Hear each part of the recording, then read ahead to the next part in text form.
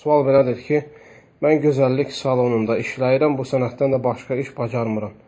Övladımı onunla dolandırıram, bu işin günahı nədir? Cavab odur ki, hansı ölkələrdə ki, insanlar şəri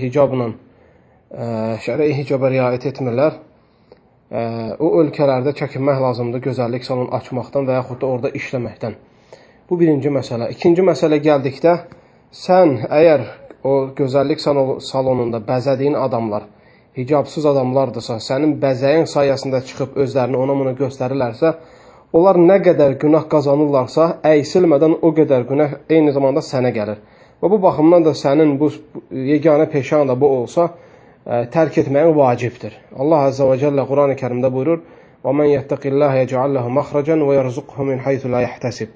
Kim Allahdan ona yaraşar şəkildə qorxarsa, Allah ona çıxış yolu açar və onu heç hiss etmədiyi yerdən rızqlandırar. Ona görə bir müsəlman qadın kimi bu çirkin işdən uzaq durmağın lazımdır. İxlasla.com saytı tərəfindən təqdim olundu.